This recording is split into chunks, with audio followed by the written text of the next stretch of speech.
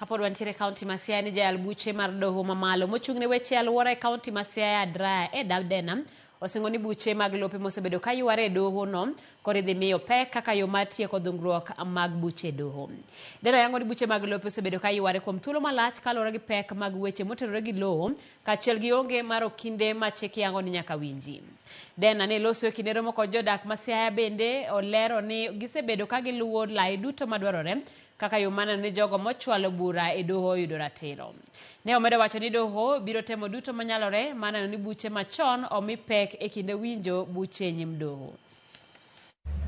Many issues arose, but I'll pick that which stood out from our engagements today.